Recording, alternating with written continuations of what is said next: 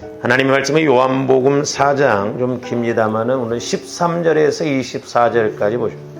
13절에서 24절까지 같이 합독하십니다. 시작.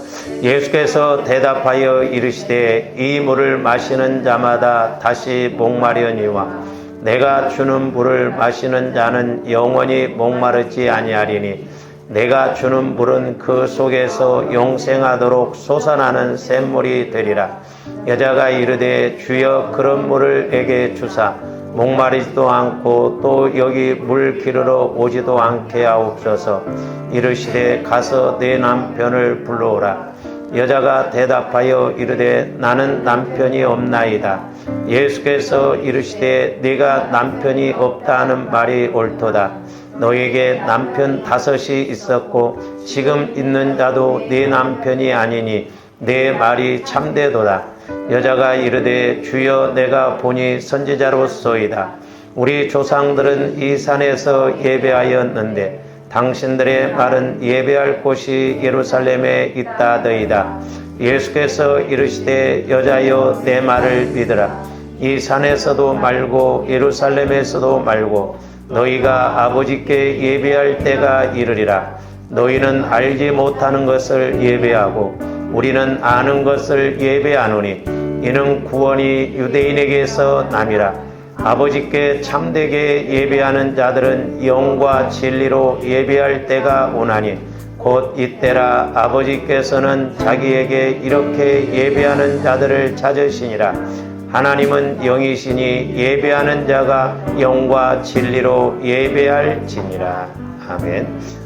지난 시간에 이어서 오늘 또 우리가 모든 일에 있어서 해석을 제대로 해야라는 제목으로 이렇게 말씀을 상고하고자 합니다.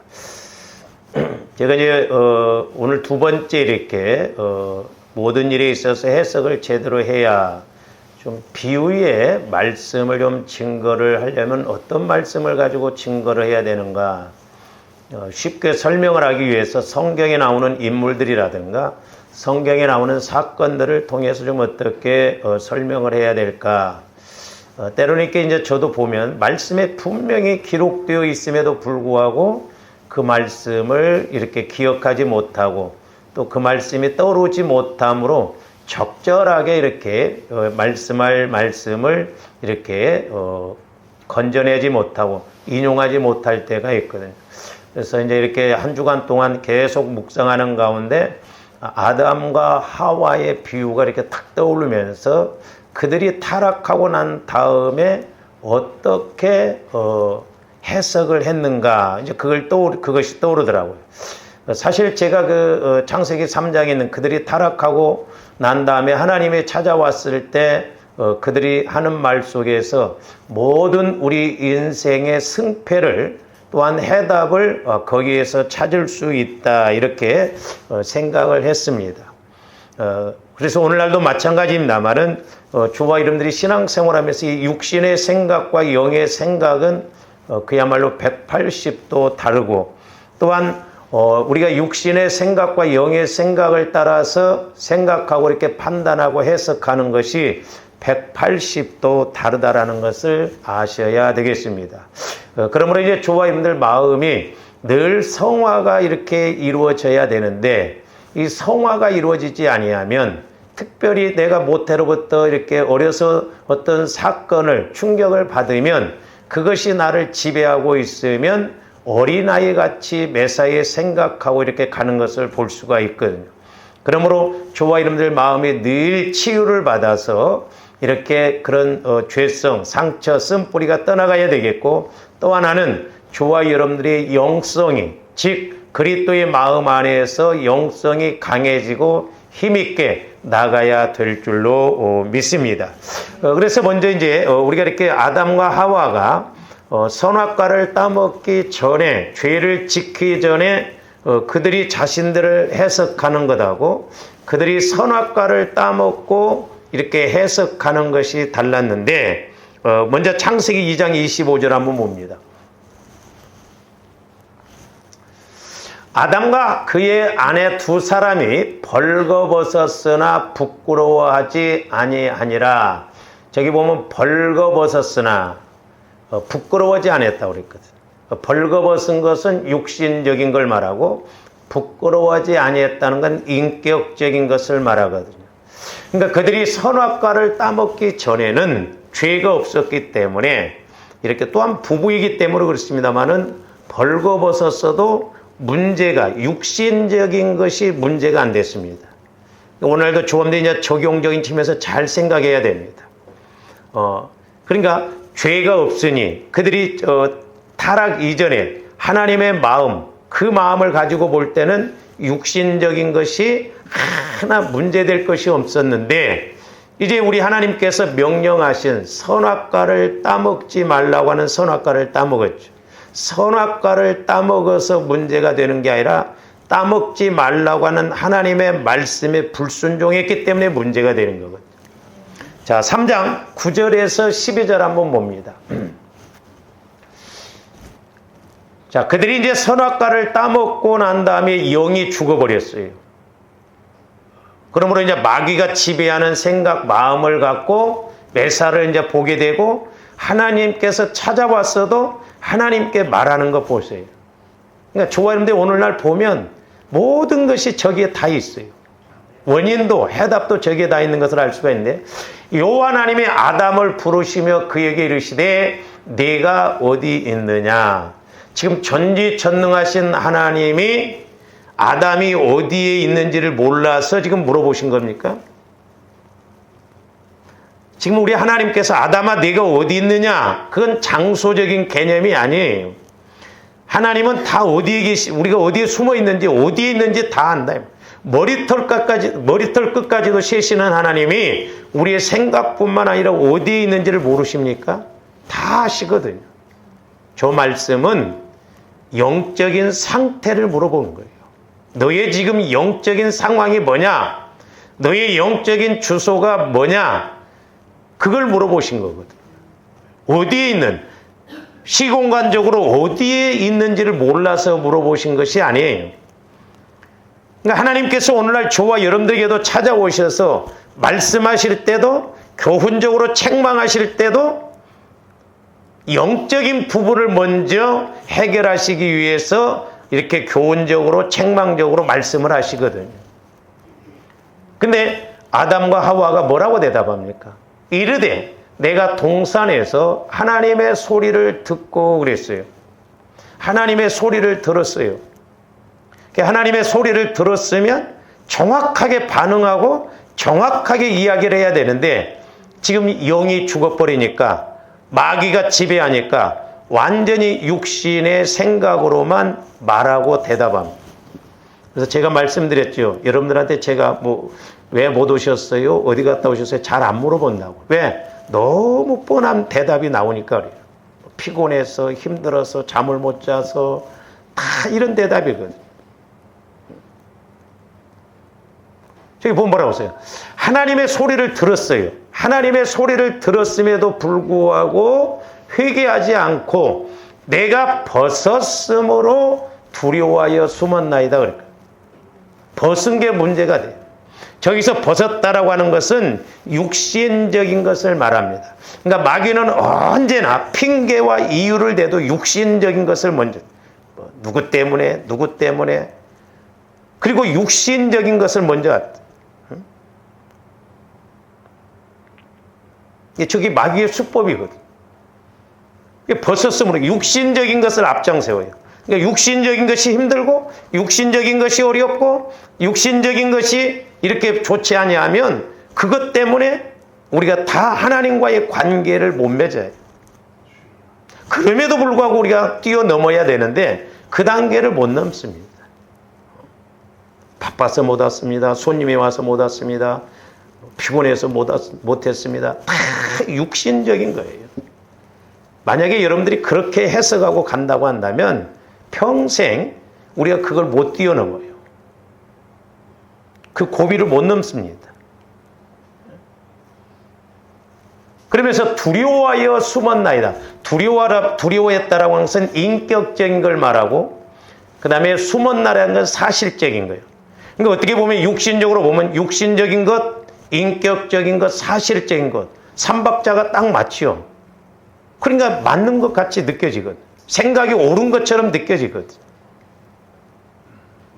근데 저게 아니잖아요. 그래서 조합들이 성화를 이루어야 된다는 것이 뭐냐면 자꾸 여러분들의 마음이 주님 마음으로 성화가 이루어지면 주님 시각으로 영의 생각으로 분별하게 되거든.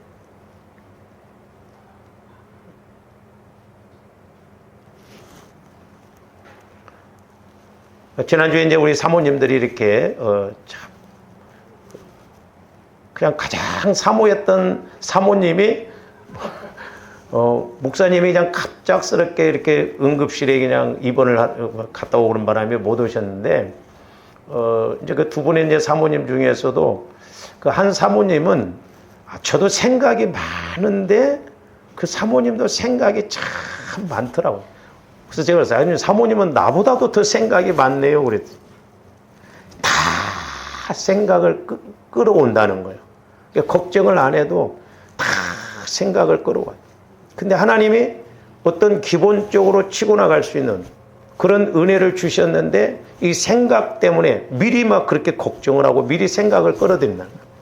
그래서 제가 이제 기도를 해드리고 난 다음에 혹시 이렇게 어머니가 이렇게 뱃속에 임신했을 때나 또 어렸을 때 이런 것을 좀 생각해 보셨어요? 그랬더니 물어봤어요. 그랬더니 이제 형제들이 좀 많은데 자기를 낳으면 그 큰 집인가 누군가가 이렇게 아들이 없어서 글로 보내려고 그랬대요. 글로 임신했어요. 그러니까 그게 별거 아닌 것 같지만 그래서 제가 그런 이야기를 했어요. 사모님 어린아이는 뱃속에 있어도 다 생각을 한다고 그랬거든요. 그러니까 그런 생각들을 가지니까 저도 저희 어머님이 저를 낙태를 하려고 일이 너무 힘드니까 저희 큰 집들이 그때 부자로 잘 살았으면 같이 살고 저를 낙태를 하려고 그랬대요. 저도 자살도 생각해 봤거든. 청소년기 전에 죽는 거. 지금도 이렇게 어떤 상황이 오면 그 마음이 자꾸 극단적으로 가는 것도 있어요. 막 뭐 어떤 자살 그거 아니라 뭔 생각. 그러니까 저도 이렇게 뭐 하다 보면 뭐 하다가 안 되면 그냥 때려치워버려. 막 이런 생각이 오거든요. 그래서 옛날에 제가 목회도 하다가 힘들면 아이씨 목회 못하겠다. 막. 근데 하나님이 그걸 제일 싫어하시다. 그래서 제가 그때부터 생각을 바꾸려고 생각을 잡으려고 엄청 제가 노력을 많이 했어요. 막 속독기를 틀어놓고 성경을 그런데도 막 또 생각은 막 예를 들어서 뭐 성경 하나님의 세상을 처럼 오늘 또 어디 가서 또 뭐 해야지 막 이렇게 같이 가죠. 지금은 그래도 좀 많이 좋아졌는데 모태에서 형성된 건 참 이게 부단한 노력이 아니면 성령의 역사가 아니고는 참 고쳐나가기가 어렵다는 생각을 갖고 그러니까 조아님들이 내가 어렸을 때 모태에서 이렇게 받은 상처 쓴뿌리는 누구보다도 기도를 더 많이 해야 돼. 그렇지 않고는. 그러니까 그런 것들이 알게 모게 쌓여 있어가지고 성령께서 역사에도 육신의 생각이 방해를 하거든. 지금 아담과 하와의 영은 완전히 죽어버렸어요. 그러니까 전지전능하신 하나님이 찾아오셔서 만약에 저기서 회개했다고 한다면 하나님이 아마 또 용서를 해주시고 그러는데 근데 회개도 안 합니다. 그 핑계를 대요.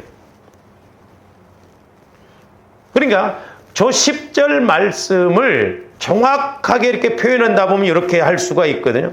동산에서 하나님의 소리를 내가 듣고 하나님께서 따먹지 말라고 하신 선악과를 내가 먹었으므로 내가 죄를 지어 이게 영적인 거예요.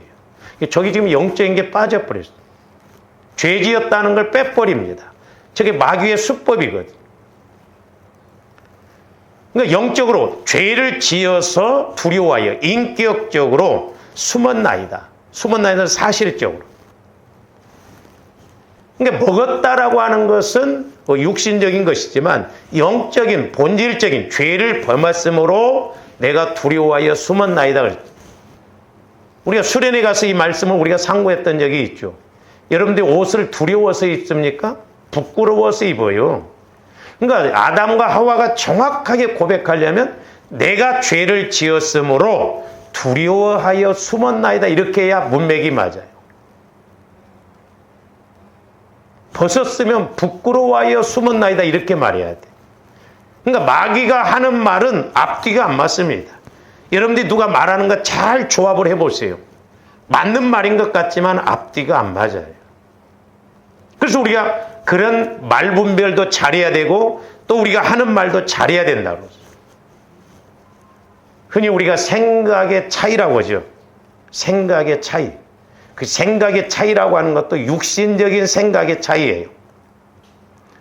만약에 컵에 물이 반 컵이 있으면 긍정적인 사람은 아직도 반이 남았네. 부정적인 사람은 반밖에 안 남았네. 이렇게 이야기한다고 그랬죠. 그 영적인 사람은 어떻게 생각해야 되거든요. 알면 여러분들이 하늘 쑤시지. 이 반컵 가지고 만들면 한 드럼 만들겠네. 이런 생각이 와줘야지. 할렐루야. 그러니까 영의 생각은 차원이 다른 거예요. 차원. 예? 근데 마귀는 자꾸 우리가 육신의 생각. 그래서 성화가 중요하다는 게 그거거든요.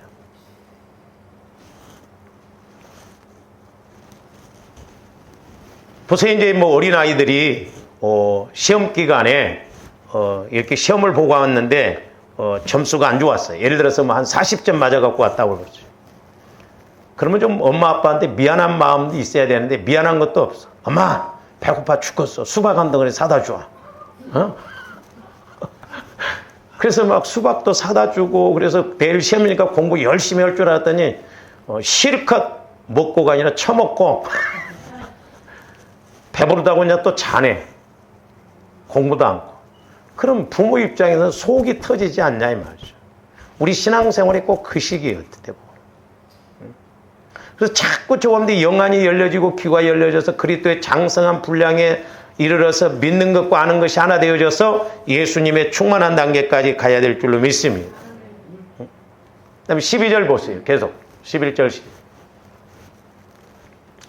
이제 우리 하나님 누가 너의 벗었음을 내게 알렸느냐. 내가 내게 먹지 말라 명한 그 나무 열매를 내가 그러니까 벗어서 두렵다라고 하는 그것은 오늘날로 말하면 조함들은 자꾸 육신적으로 뭐 피곤해서 돈이 없어서 힘들어서 장사가 안 돼서 어려워서 이야기 저야기 하지만 그 안에 마귀가 역사하고 하나님이 역사하지 못한 그걸 발견해야 된다 이 말이죠.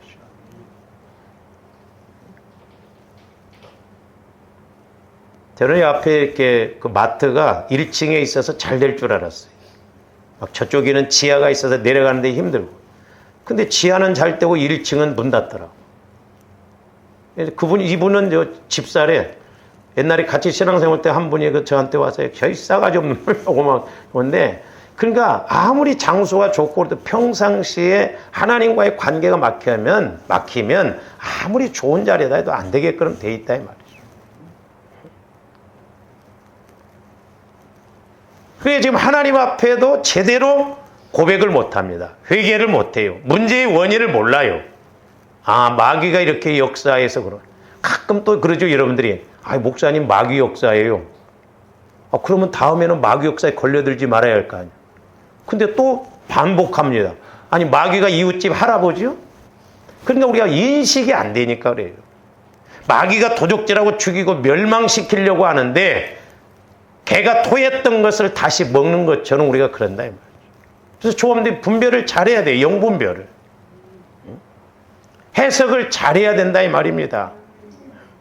육신적으로 해석하면 안 돼요. 이렇게 된 원인이 뭔가? 이렇게 된 것이 뭔가?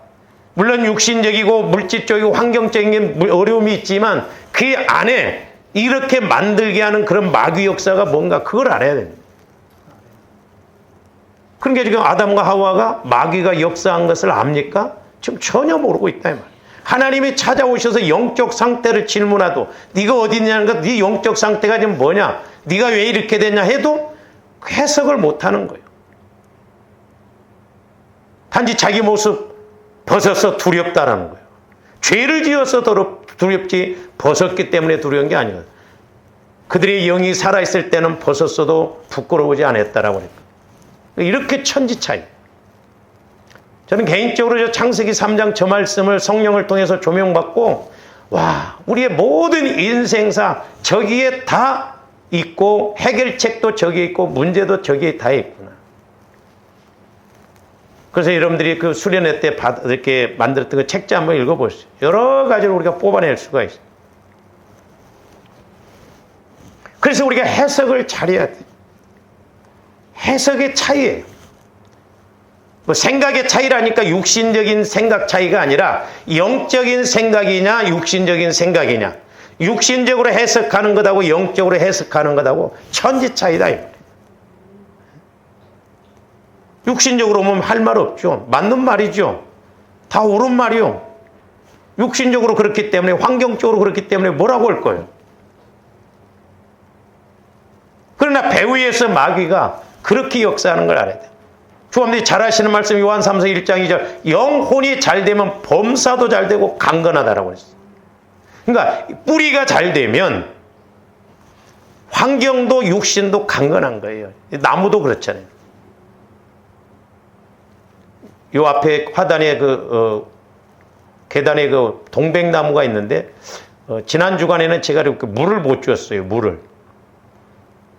그랬더니 이제 진흙으로 되어 있어가지고 금방 이게 이제 물이 말라버리기 때문에 막 자주 물을 줘야 됩니다.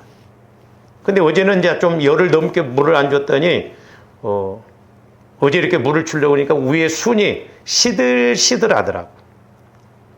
그래서, 야, 이거 뿌리가 문제인가? 그러면서 물을 주면서 제 마음에 깨달음이 온 건 뭐냐면, 그것도 성령께서 깨닫게 하는 게, 뿌리가 죽으면 물을 아무리 많이 줘도 소용이 없어요. 뿌리가 죽어버리면 썩어버립니다. 물 주면 오히려. 그러면서 저와 여러분들이 육신적으로 회복되어지고 환경적으로 회복되어진 것도 영이 자꾸 회복되어져야 그나마 살아나고 회복되어지지, 영이 병들거나 죽어버리면 천없는 말씀을 줘도 회복이 안 되는 거예요. 뭐든지 마찬가지예요. 우리 몸도 그렇더라고요. 몸도 어느 정도 기력이 있을 때 수술도 하고 그래야 회복이 되어지지, 그 기력이 없고 그러면 수술해도 회복이 안 됩니다. 영적인 원리도 똑같아요. 그래서 제가 이번에 이렇게 해석을 잘해야 된다는 것이 너무너무 중요하고, 저와 여러분들의 삶의 결과는 해석이요. 어떻게 해석을 하고 지금까지 왔느냐, 또 앞으로 어떻게 해석을 하고 살아갈 것인가. 우리가 그래서 하나를 그대로, 변화도 안 되고 성장도 안 되는 하나를 그대로 가서는 안 됩니다. 분명히 우리가 변화가 있고 뭔가 달라지는 것이 있어야 될 줄로 믿습니다. 그러니까 우리가 육신의 생각도 이렇거든. 하물며 영적인 생각은 더 그렇다 이 말이죠. 근데 때로는 이제 우리가 말씀을 보면서도 마찬가지죠. 오늘 본문도 보면 이 사마리아 여인은 어떻게 보면 우리 목사님들에게, 또한 여러분들에게 가장 무시당하고 정반대의 사람으로 이렇게 해석을 당하고 있지 않았는가. 정반대의 사람. 믿음으로 살아보려고, 율법으로 살아보려고 몸부림쳤던 여자를 한결같이 다 장녀로, 술집 여자로 해석을 하고 있다 이 말이죠.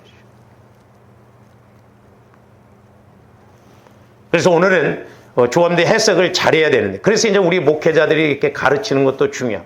한결같이 다 이렇게 설교도 들어보면 장렬하는 거예요. 아닌 것을 제가 그래서 한 7가지로 오늘 좀 말씀을 드려보고자 합니다. 첫 번째로는 시간이에요, 시간. 자, 우리가 읽지는 않았습니다만 요한복음 4장 6절 한번 보세요.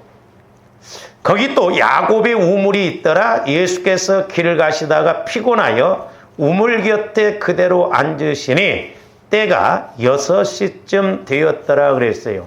시간은 유대인들은 시간 개념이 오전 6시부터 오후 6시까지 이렇게 이제 시간 개념을 갖습니다. 그러니까 6시가 2번 나와요. 새벽 6시, 오후 6시. 근데 성경에 보면 히브리 시간하고 로마 시간을 이렇게 구분해 놨는데, 마태, 마가, 누가복음은 히브리 시간으로 표기를 해 놨어요. 근데 요한복음은 히브리 시간이 아니라 오늘날 우리가 쓰는 시간처럼 똑같이 로마식 표기로 했습니다. 그래서 먼저 히브리 시간으로 표기한 것을 우리가 이렇게 마태, 마가, 누가에서 좀 보는데, 자, 마가복음 15장 25절 한번 보세요.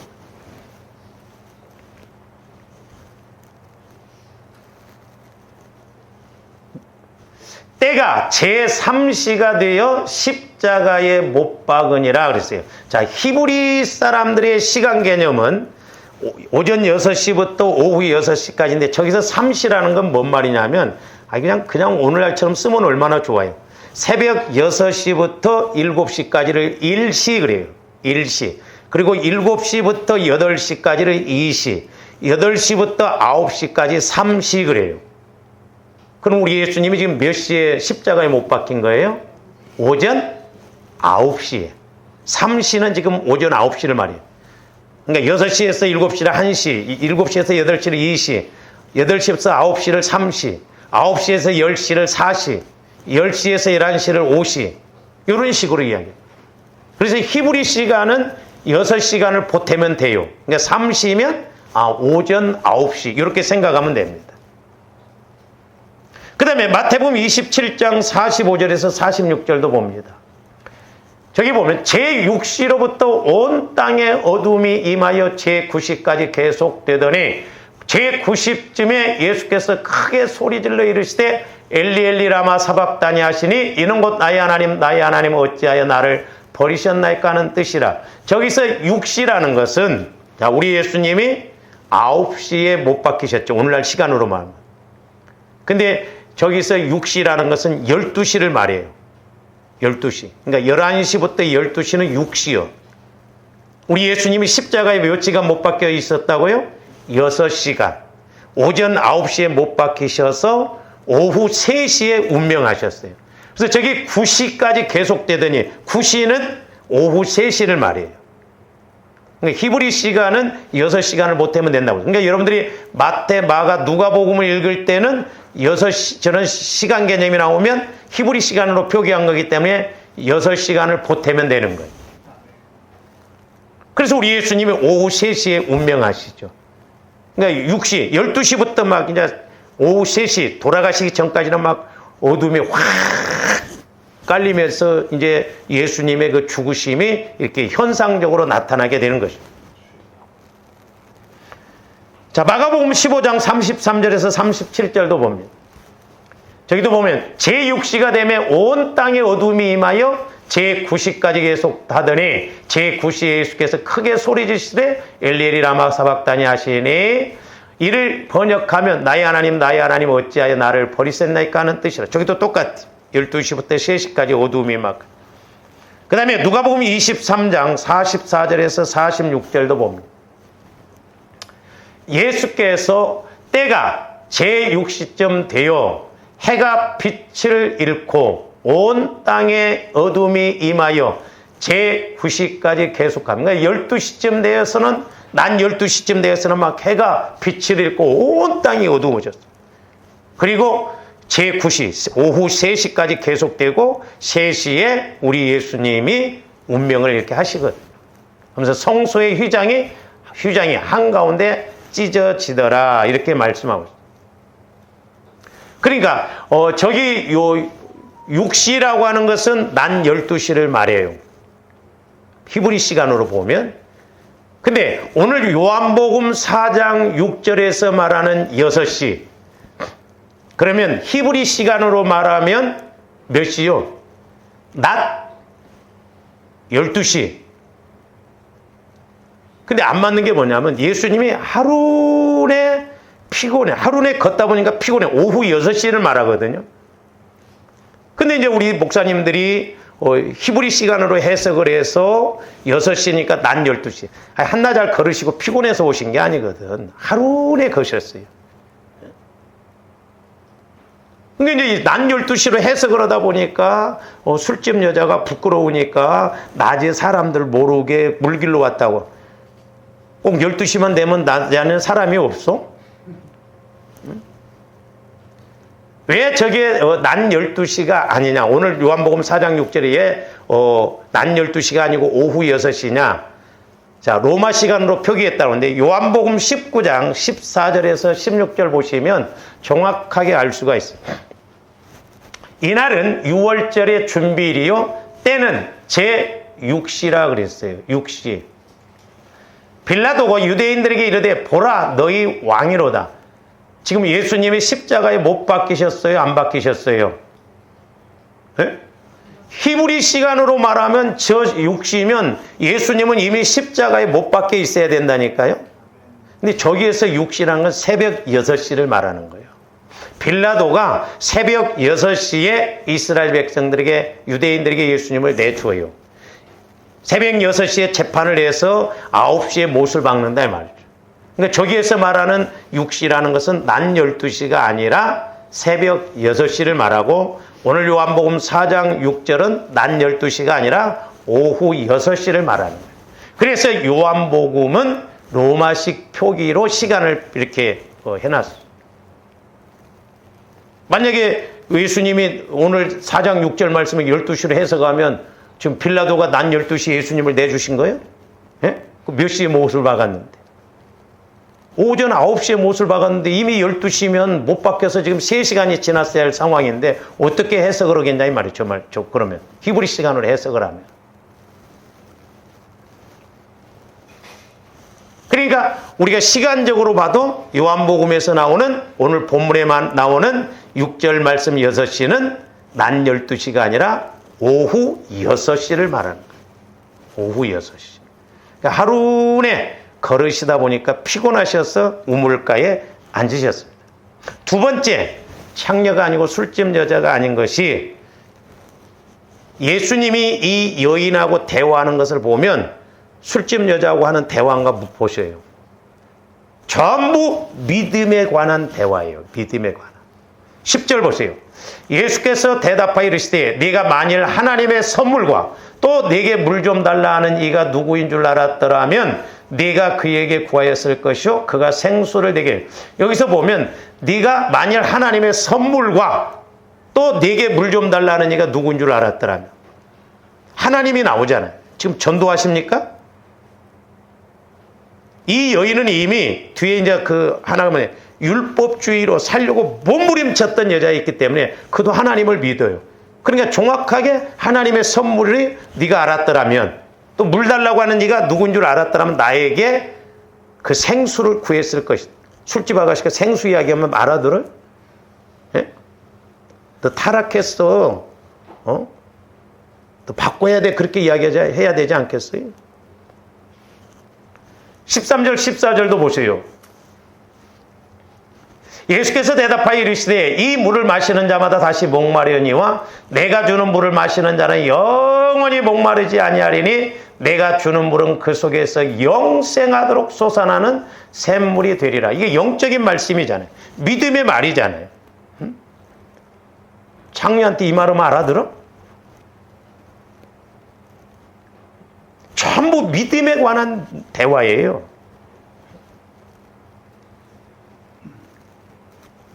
그리고 20절에서 24절도 보세요.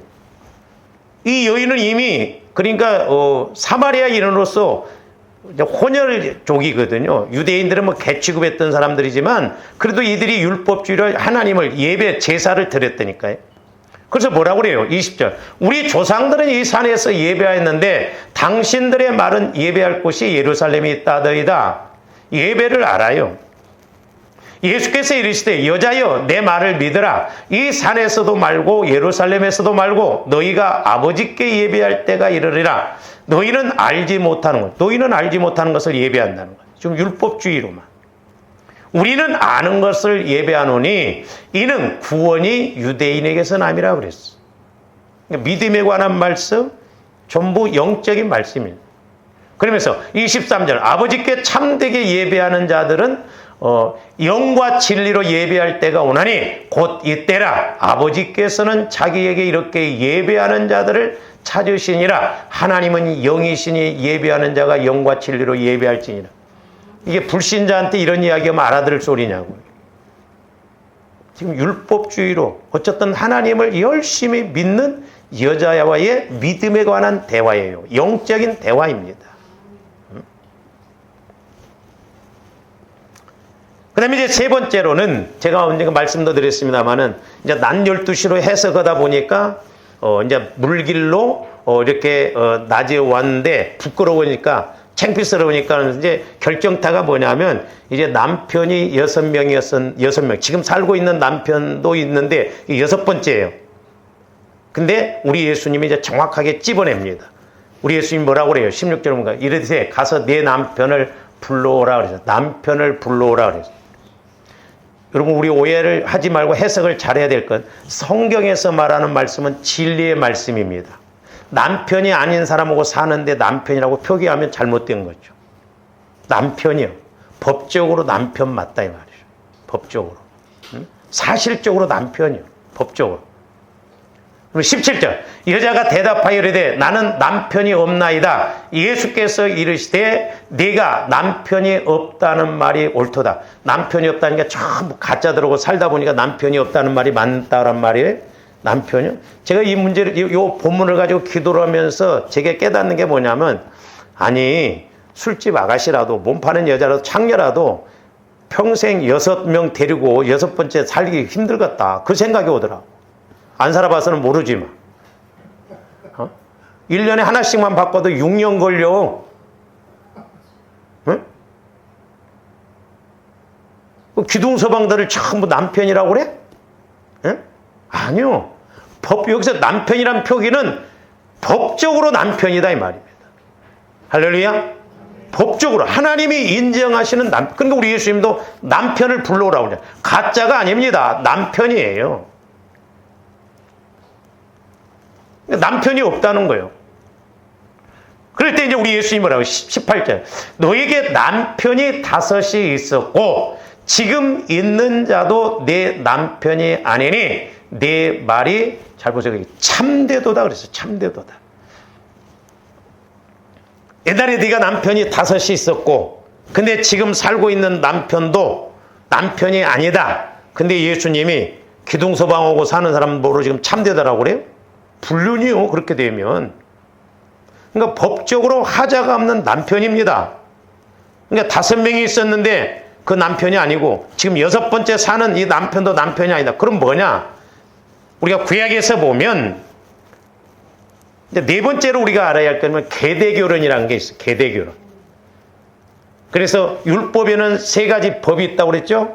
제사법, 종교법이라고도 하고 의식법이라고도 하고 또 하나는 뭐냐 하면 도덕법이 있어요. 도덕법은 10계명을 중심으로 해서 이렇게 순종하면 복을 받고 순종하지 못하면 저주받는 것. 그 다음에 생활법이라고 해서 사회법이라고도 하고 시민법이라고도 됩니다. 이 생활법 중에 가장 중요한 것 중에 하나가 뭐냐면 계대결혼법이에요. 그래서 이스라엘 당시 유대인들은 이렇게 큰아들이 이렇게 여자를 만나서 결혼했는데 아들을 못 낳고 이 남편이 죽었어요. 그러면 이 여자는 그 동생하고 다시 살아요. 동생이 또 애를 못 낳고 죽었어요. 그러면 3번째 동생하고 살아. 그래서 우리가 창세기에 보면 그 유명한 다말하고 유다의 그런 관계가 나오잖아요. 첫 번째 아들도 죽고 오난 죽고 두 번째 셀라인가요? 첫 번째 아들 죽고 두 번째 아들 오난이 형수에게 들어갔는데 기분 나빠서 그런지 땅에다 설정하니까 하나님이 죽여버립니다. 문자적으로 보면 이해가 안 가죠. 근데 유대인들은 뭐가 있냐면 어찌하든가 육신의 계보, 나를 통해서 예수님이 탄생해야 된다는 그 사상이 있거든요. 그러니까 나중에 다말은 3번째 아들을 이렇게 유다가 안 주니까 아직 어리다고 나중에 오라고 하니까 이렇게 창녀로 가장을 해서 자기 시아버지를 유혹해서 애를 임신합니다. 그런데 이 여인이 마태복음은 족보에 올라가요. 족보. 여자들이 몇 명 안 올라가 있죠. 옛날에 그 조기로 집사님 남편 김진경 집사님이 제가 성경을 가서 일독을 하고 한번 저한테 와서 질문하라니까 일독을 하시고 와서 저한테 보내 목사님 이게 하나님 말씀입니까? 맞아 말씀이다. 에이 목사님 이게 뭔 말씀? 왜요? 그랬더니 세상에 시아버지하고 며느리가 그래갖고 이런 게 성경이냐고. 그러니까 육신적으로 보면 있을 수 없는 일인데 하나님은 우리의 타락한 우리의 모습을 통해서 쓰시는 것입니다. 영적으로 해석을 해서 그래서 제가 이제 이야기를 해줬죠. 시아버지하고 며느리가 속된 말로 붙어먹어갖고 애를 출산했는데 뭔 거기서 예수님 족보가 나오냐고요. 그러니까 우리가 성경을 읽어보면 예수님이 육신의 족보를 막 중간에 끊길 뻔도 몇 번 있었습니다. 그러니까 오난이 예수님이 육신의 족보를 따라서 오는 걸 끊으려고 하는 게 사탄의 짓이거든요. 그러니까 하나님이 죽여버리는 거예요. 그러니까 오늘날도 영적인 측면에서 보면 어떻게 해서라도 예수님은 나를 통해서 교회가 세워지고 예수님의 그런 믿음을 가지고 가면 하나님이 역사하실 줄로 믿습니다. 그래서 오늘날도 이게 중요하다. 하나님 어쩌든가 주님의 몸인 교회가 나를 통해서 세워져야 됩니다. 나를 통해서 일을 하시옵소서. 그럴 때 하나님이 은혜 주시지 않겠어요? 교회가 뭐 일을 하는지 어쩐지 저쩐지 굶은지 어쩐지 뭐 나는 상관없다. 에? 뭔 일을 하겠냐 이 말이죠.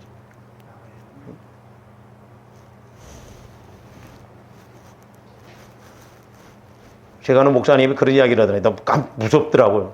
목사님 우리 교회는 부자가 와도 망해서 나가.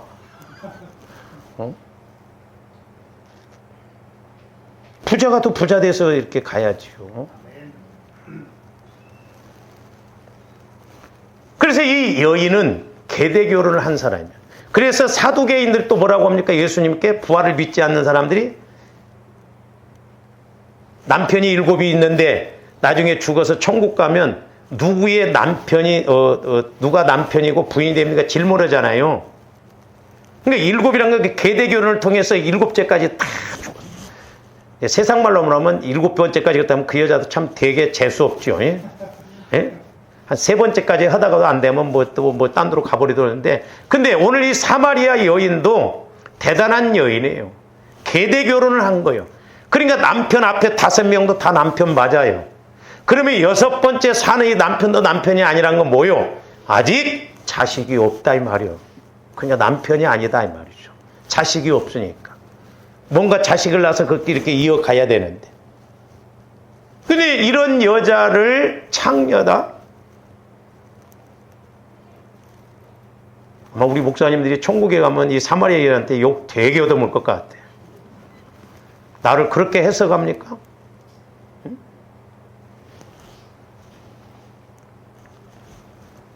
그 다음에 5번째로는 18절에 보면 참되도다 그랬어요. 네 남편이 아니니 네 말이 참되다. 맞는 말이죠. 왜? 지금 살고 있는 남편도 통해서 애를 못 낳아. 그러니까 명분은 남편이지만 실질적으로 남편이 아니야. 그러니까 네 말이 참되도다. 이게 술집 여자하고 살면서 그렇게 기둥소방으로 하는데 아이고 참되다 야. 네 말이 진실되다 그럽니까? 아니잖아요. 그 다음에 6번째로는 이 여인은 율법으로 살려고 몸부림쳤던 여자예요. 그렇기 때문에 우리 예수님은 아시고 벌써 남편이 5이 있었는데 하나 뭐 지금 사는 아니라는 거 예수님이 끝으로 보시잖아요. 예수님은 우연이 없거든요. 그러니까 우리 예수님이 유대인들은 사마리아 얼굴도 안 쳐다봐요. 대화도 않고 피해갑니다. 그런데도 사마리아 여인이 막 당신들 오려고 상종도 하는데 왜 오냐고. 예수님은 이 여인에게 참 복음을 가르쳐 주시기 위해서, 예수님을 만나도록 하기 위해서 일부러 가셨다 이 말입니다. 할렐루야. 그러니까 이 여인은 율법으로 살려고 몸부림쳤던 여자예요. 마지막 7번째로는 이렇게 믿음으로 살려고 몸부림쳤던 여자이기 때문에 내가 메시아를 만났다, 구세주를 만났다고 그 마을에 들어가서 전도를 하니까 목혀 들어가는 거예요. 전도가 돼. 장녀가 나 예수 만나서, 그러니까 오늘날 적용을 해보자고요. 장녀가 술집에 야 예수 믿고 교회 가보니까 너무너무 좋아. 예수 믿으세요. 그 옆에 사람들이 그러냐. 니나 잘 믿어라. 전도 되겠냐고. 상황적으로 봐도. 자 39절에서 42절 한번 보세요. 여자의 말이 내가 행한 모든 것을, 여기서 뭐 행했던 술집 여자로서 막 타락하고 그걸 말한 게 아니잖아요. 계대 결혼해서 지금까지 살아온 건 다 예수님이 알더라 이 말이에요. 그가 내게 말하였도다 증언함으로 그 동네 중에 많은 사마리아인이 누구를 믿은지라? 예수를 믿은지라. 그러니까 사마리아인들도 예배를 드리면서 율법주의로 율법으로 살려고 몸부림쳤던 여자들이 있었다 이 말이에요. 사마리아인들이 예수께 와서 자기들과 함께 유하시기를 청하니 거기서 이틀을 유하심에 예수의 말씀으로 말미암아 믿는 자가 더욱 많아 그 여자에게 말하되 이제 우리가 믿는 것은 네 말로 인함이 아니니 이는 우리가 친히 듣고 그가 참으로 세상의 구주신 줄 알미라 하였더라. 네가 전도를 했지만 이제 우리가 네 전도를 통해서 예수님을 만나보니 예수님이 참 구세주다. 술집 여자가 전도했으면 니나 잘 믿어. 좀 너나 예수 믿고 좀 사람 좀 돼. 근데 그게 아니잖아요. 이렇게 해석을 하니까 맞죠? 아닌 것 같아? 그래, 율법으로 살려고 몸부림쳤던 여자예요. 그러니까 예수님이 오셔서 내가 구세주다, 내가 메시아다, 나를 믿으면 네 배에서 영생하도록 솟아나는 샘물이. 그러니까 말씀을 가지고도 우리가 이렇게 해석을 잘못하는데 조합대 살아가면서 해석을 해야 할 때가 많은데 해석이 되냐고요. 목회자와 성도도 같이 해석이 되어져야 되고 부부간에도 서로 같이 해석이 되어져야 되고 근데 어떤 때는 어떤 것도 해석이 다르니까 생각이 다르니까 싸운다 이 말이에요. 그래서 조합인데 늘 성령을 통해서 우리가 해석을 제대로 함으로 우리 인생길에도 놀라운 이런 변화와 축복이 있기를 주님의 이름으로 축원을 드립니다. 기도하십시오. 사랑의 주님 감사를 드립니다. 이제 영의 생각은 생명과 평안이지만 육신의 생각은 사망이라고 했는데 우리가 육신의 생각을 갖고 해석하느냐 영의 생각을 갖고 해석하느냐에 따라 천지차이인 것임을 보게 됩니다. 저희들 영안이 활짝 열려지고 귀가 활짝 열려져서 마귀가 미혹하고 유혹하는데 넘어지지 않게 하여 주시고 우리가 하나님 차원에서 해석을 잘함으로 일어나고 승리하고 영광 돌리는 저희들 되게 하여 주시옵소서. 감사와 영광을 돌리오며 언제나 우리를 살리시고 성장하게 하시는 예수 그리스도 이름으로 기도하옵나이다. 아멘.